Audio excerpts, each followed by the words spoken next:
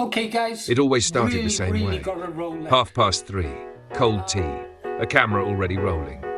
Paul, known to his ever-growing audience as the Green Arrow, leaned into the glow of his ring light, adjusting his headphones like a man preparing for battle. It's like being at the Right, cinema, isn't he'd it? mutter, smirking Great at his stuff. own reflection. Let's see who needs a bit of truth today. And just like that, another video began. The internet had become his battlefield, not with swords or shields, but with thumbnails, timestamps, and that unmistakable grin. Where others scrolled past nonsense, Paul paused. Where others ignored it, Paul clicked. And where most would walk away, Paul leaned in and said, "No, this one's mine." There were moments, plenty of them, where he could have just ignored it. A wild claim, a dodgy stream, another voice shouting into the void. Most would shrug and move on, but not Paul, because to him, ignoring it wasn't the point. He'd chuckle, shake his head, take a sip of something stronger than tea, and say, you shouldn't have said that. And that's when it began. Clip by clip, frame by frame. A raised eyebrow here, a cheeky wink there. He didn't just respond, he performed. The comments would flood in before he'd even finished. He's done it again. Green Arrow doesn't miss. Someone check on the other guy, and Paul, he'd just laugh.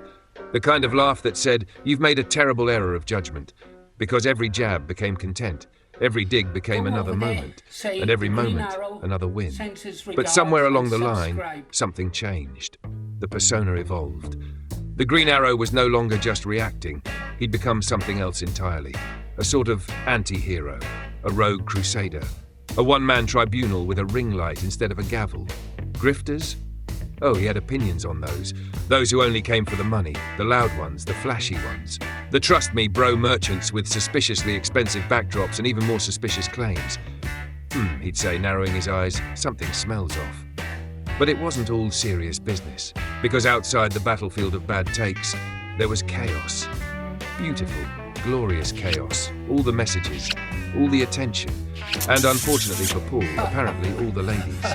Now, to be clear, Paul remained a married man. No, you still Very much so. I'm married. The chat would light up, messages flying, reactions piling in. And suddenly, there it was, a full-blown digital stampede. "I love you, Paul.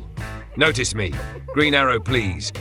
And Paul would just sit there trying to keep his composure, as if he wasn't being metaphorically chased across the screen by what can only be described as a slow-motion montage of chaos, cheeky comments, and very enthusiastic enthusiasm.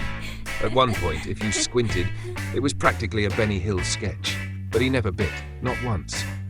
"I'm a married man," he'd say calmly, as if that explained everything, which to be fair it did. And then, every now and again, he'd glance at the camera, pause, give a small knowing wink, and the entire chat would lose its collective mind. Meanwhile, far away from the noise, there was silence. Mr. Thorpe, a name that lingered in the background like a forgotten footnote. Paul had checked once. Curiosity, really. The last time he looked, 8 subscribers. 8, not shouted, not mocked, just noted. Because not everyone stays in the game, and not everyone builds something that lasts. But Paul, he kept going. Night after night, stream after stream, turning nonsense into content, turning noise into momentum, turning a camera into a stage. And whether you loved him, doubted him, or were just there for the chaos, you watched, you listened, and eventually you understood. Because in the end, the Green Arrow wasn't just a man online. He was a phenomenon, a legend, a mildly confusing force of nature with very strong opinions and impeccable timing.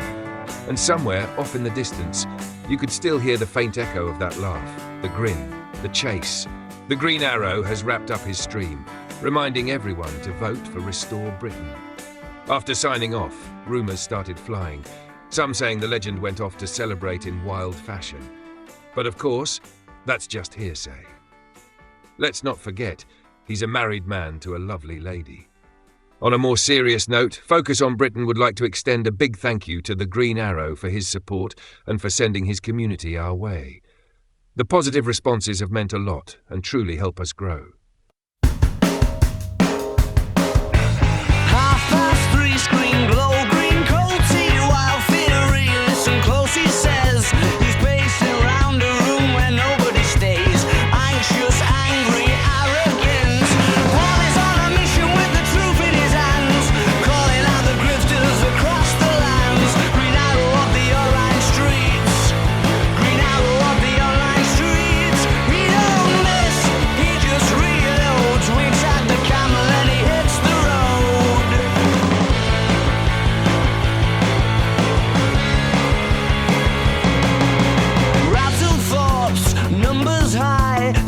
100,000 people standing by, declaring Paul just laughed. Checks his reflection in the looking glass. Half rogue, half clown, smooths the hair on his head right down. Paul is on a mission with the truth in his hands, calling out the grifters across the lands. Green arrow of the online streets. Green arrow of the online streets. He don't miss, he just reloads. Winks at the camera, then he hits the road.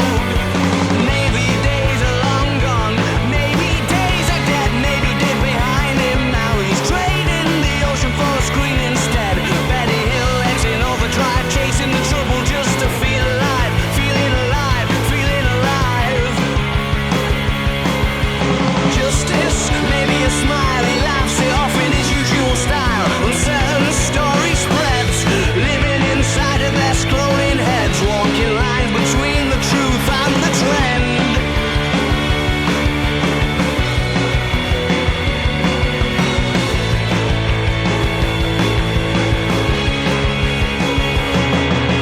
Paul is on a mission with the truth in his hands, calling out the grifters across the lands. Green arrow of the online streets. Green arrow of the online streets. He don't miss, he just reloads. Winks at the camera, then he hits the road. Restless heart, restless mind, debt unpaid, left behind. Keep on talking, talking, talking into the night. Oh, what's this one? This one looks racy. I don't know if any of you have ever heard of Boogie Street. This is Boogus, but they call it Boogie Street. Everything happens down Boogie Street. First time I saw Dance of the Flaming Arseholes. What people would do when they were drunk is they get the music on and then they do Dance of the Flaming Arseholes. And if you don't know or ever seen that, you know, it's something to see.